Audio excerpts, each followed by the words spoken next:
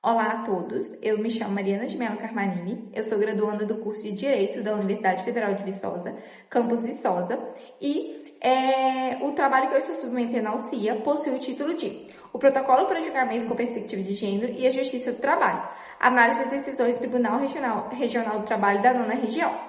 Bom, o Protocolo para Julgamento com Perspectiva de Gênero é um documento elaborado pelo Conselho Nacional de Justiça em 2021 e que busca orientar a atuação e o julgamento de magistrados e magistradas brasileiros.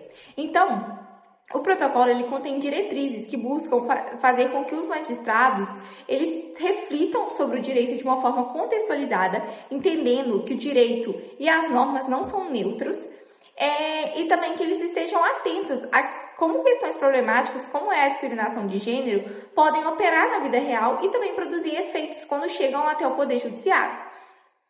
Em 2023, posteriormente à instituição do Protocolo para Julgamento com Perspectiva de Gênero, o Conselho Nacional de Justiça ele instituiu um banco de sentenças e decisões com aplicação do Protocolo para Julgamento com Perspectiva de Gênero, cujo objetivo era justamente fomentar a adoção e a adesão do judiciário àquele documento e às suas diretrizes, fazendo com que os julgadores eles adotem uma lente de gênero, uma perspectiva de gênero interseccional quando em contato com processos que possam conter ali uma possível discriminação de gênero, por exemplo.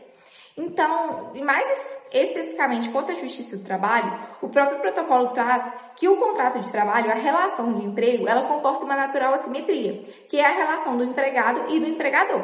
Essa assimetria, quando aliada a outras desigualdades, como a de gênero, ela agrava vulnerabilidades. E um dos exemplos disso é a condição da mulher no ambiente laboral, no mercado de trabalho. E como o fato de ser mulher pode fazer com que aquela pessoa sofra diversas discriminações no ambiente laboral, de forma mais específica, como, por exemplo, o assédio sexual e moral, que as maiores vítimas são mulheres, os impactos de uma violência doméstica no contrato de trabalho, a questão dos estereótipos de gênero, principalmente quando mulheres ocupam cargos de liderança, entre diversos outras situações que o protocolo traz para elucidar como os magistrados devem atuar, devem estar sensíveis a essas questões, quando da aplicação da norma. Pensando tudo isso, ensejou-se o nosso tema, que é o Protocolo para Julgamento com Perspectiva de Gênero e a Justiça do Trabalho. A partir daí, então, surge o nosso problema de pesquisa, que é qual o perfil das decisões prolatadas pelo Tribunal Regional do Trabalho da 9ª Região, constantes em seu próprio repositório de decisões, em comparação às presentes no banco implementado pelo Conselho Nacional de Justiça. Por que o Tribunal Regional do Trabalho da 9ª Região? Bom, definido o nosso tema, que perpassava pela Justiça do Trabalho, nós fizemos uma análise no banco de sentenças e decisões do Conselho Nacional de Justiça. Em uma análise já perfunctória do banco, nós percebemos que havia ali uma repetição entre julgadores, entre varas do trabalho, entre assuntos tratados naquelas decisões, e isso nos suscitou uma inquietação quanto ao mérito daquela iniciativa e também ao método de inclusão de sentenças e decisões naquele banco. A partir daí, nós percebemos que o Tribunal Regional do Trabalho que mais continha decisões lá cadastradas era o Tribunal Regional do Trabalho da 9ª Região, correspondente ao estado do Paraná. À época da conclusão da pesquisa no seu aspecto documental, que foi em outubro de 2024, esse tribunal continha 141 provimentos entre sentenças e acórdãos cadastradas no banco. E, através desse critério quantitativo, ele foi o escolhido para ser o objeto de nossa análise. O nosso objetivo geral, portanto, é de investigar no repositório oficial de jurisprudência do TRT9 se as decisões lá constantes correspondem quanto à matéria, ao juiz prolator, à vara, às datas e ao próprio modo de julgamento com aquelas constantes no banco implementado pelo Conselho Nacional de Justiça, o Banco de Sentenças e Decisões do Conselho Nacional de Justiça. A partir daí, procedeu-se uma pesquisa de natureza exploratória, que ela, por um aspecto, é bibliográfico e, por outro, é documental. No que tange ao aspecto bibliográfico, nós procedemos a 3 buscas bibliográficas para a seleção de artigos científicos que tivessem pertinência com o nosso tema. Primeiro, nós fizemos uma pesquisa, uma revisão de literatura no portal periódico SCAPES. A partir das palavras-chave consolidadas nessa primeira pesquisa, nós procedemos a outro levantamento na plataforma Bion. E, por fim, nós fizemos uma outra busca bibliográfica na Biblioteca Digital de Teses biblioteca digital de tese e dissertações. Ao total, nós selecionamos 34 estudos e neles nós aplicamos o método da análise de conteúdo, segundo os aportes teóricos de Lawrence Bardan, e também fizemos a elaboração de fichamentos. Já quanto ao aspecto documental dessa pesquisa, além da análise dos protocolos, que consiste no protocolo para julgamento com perspectiva de gênero do Conselho Nacional de Justiça e também um protocolo especializado divulgado pelo Tribunal Superior do Trabalho, que diz respeito de forma específica e minuciosa à Justiça do Trabalho, intitulado Protocolo para Atuação em Julgamento com Perspectiva Antidiscriminatória, Interseccional e Inclusiva, que foi divulgado em agosto de 2024, nós também procedemos à análise das decisões constantes no banco do CNJ e no sítio eletrônico, no banco oficial de jurisprudência do TRT9. Então, no banco implementado pelo Conselho Nacional de Justiça, continham 141 provimentos cadastrados pelo TRT9 à época da conclusão da nossa pesquisa documental. Porém, dessas, algumas estavam em segredo de justiça e outras foram cadastradas em duplicidade.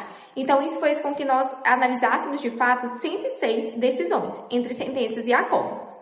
No banco oficial do TRT9, nós analisamos 146 decisões, também entre sentenças e acórdãos. E o critério temporal foi o mesmo do visualizado no banco do CNJ.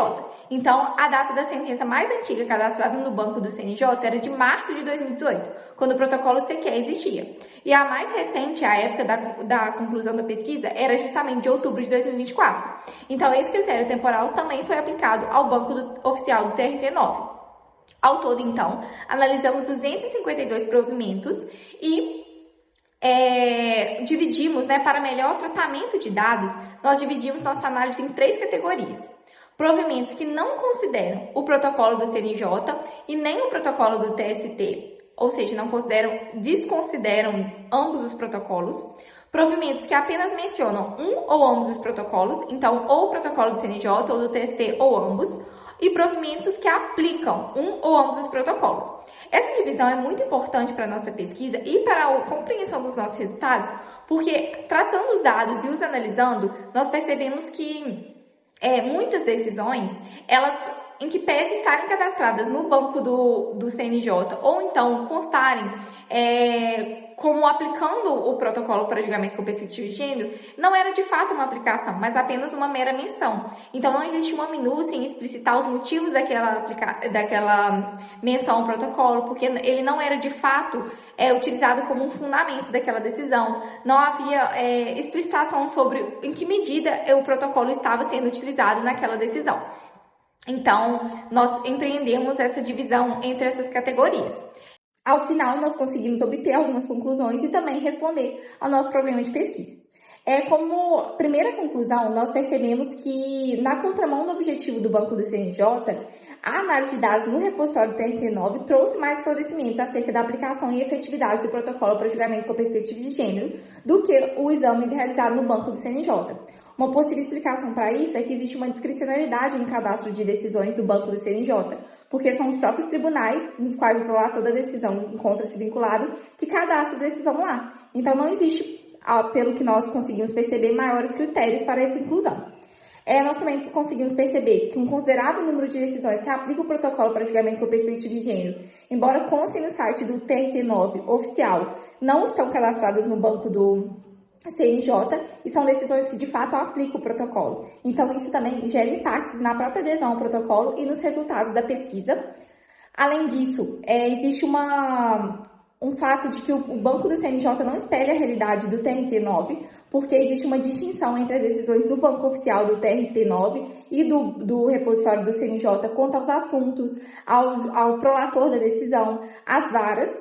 E nós conseguimos responder o nosso problema de pesquisa. Então, o perfil das decisões constantes no banco de TRT9 traçam de provimentos que, em sua maioria, aplicam o protocolo para julgamento com perspectiva de gênero, são proferidos majoritariamente por mulheres e após a determinação da obrigatoriedade da adoção do documento. Então, após a resolução número 492 do CNJ, que instituiu a obrigatoriedade de adoção do protocolo para julgamento com perspectiva de gênero no judiciário brasileiro. Muito obrigada.